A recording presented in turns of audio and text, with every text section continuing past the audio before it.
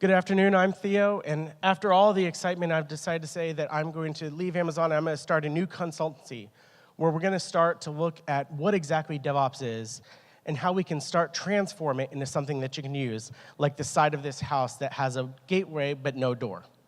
Unfortunately, that model didn't really work, so we started looking around and saying, okay, what can we do to actually put a door here? And instead of trying to actually fix the problem, we just simply covered it up with something that was working.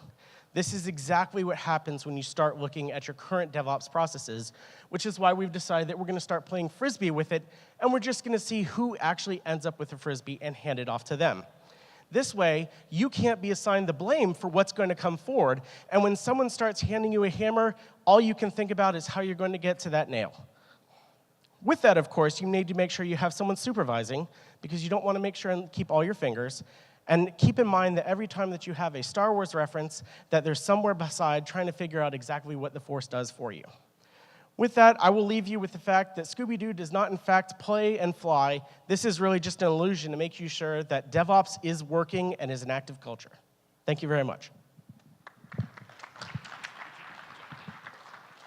Hey guys, Jason Nardone with Duke Energy here. I wanted to talk to you about DevOps culture, and I think if I could sum it up in a few words, I'm thinking shift right, do things more manually, right? Just like this cat here who's really afraid, but I'm thinking about, we talk about toil and pointing to our head and thinking really hard about what we're doing out there.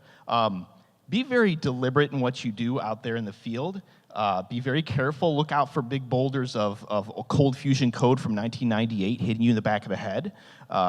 And really, what you want to do is, that was Jenkins, actually, so that was kind of harsh. But and always work on things in production, okay? And make sure that you don't share knowledge with anyone or don't document any of your processes. Because what we want to do here is we want to build a culture of fear with DevOps. Pointing fingers, very productive thing. The game blame. I want my bonus to depend upon the failure of the rest of my team. Just like this guy here, I don't even know what this guy's doing. And yeah, that's about all I got to say. Thank you. All right, let's see where this takes us. So DevOps can be really cool, especially if you're brave and daring. One day we decided to do something very brave, and we put up a metrics dashboard where we started measuring teams on things like how much they look like a robot, how much they look like us, right? Like, what are we doing really awesomely? And maybe we think other teams aren't doing it quite as well. And so we put together this dashboard and measured things like how fast you deliver code and how many defects you have. And what we found is that there were a lot of questions. But actually, the question usually wasn't, how can I be better? How can I be more awesome?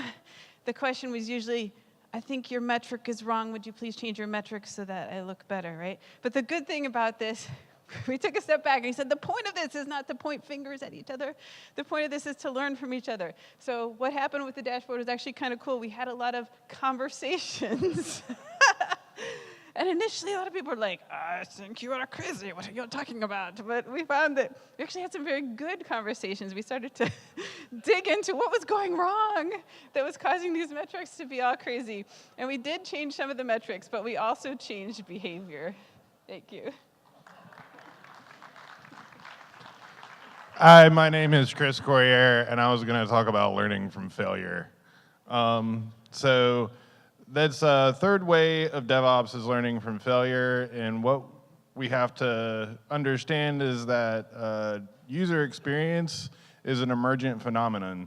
When we go do any kind of experiment in a complex domain, that probe into a complex domain isn't necessarily a known outcome.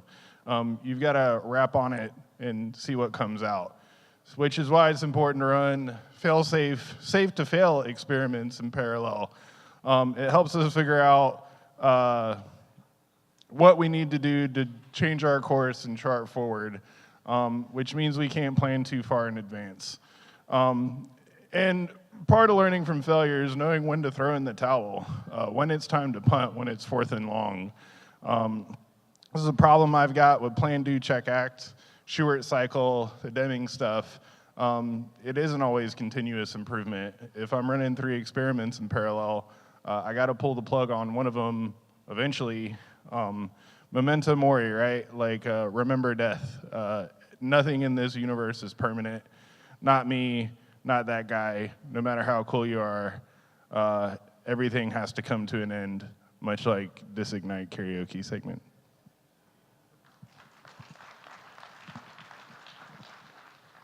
I'd also like to add that when I came up before, I got asked, where do you come up with the ideas for the inspiration for your talks that you give? And well, the answer is very simple. If you'll take a look up on the screen for the next slide here, you'll see that very clearly, when I look at trying to give a talk, the first thing that comes to mind is the fact that the slides take way too long to advance to the actual next slide, and I think we've probably reached the end of it. So with that, this is always the face that I actually run into when I get stuck on the end of the slide. It's important to make sure that you also have a presenter that's working and can advance the thing functionally. So with that, when you start looking at inspiration, remember to be yourself. No matter who you are, someone is always going to be laughing at you for being stuck on the last slide. Thank you very much.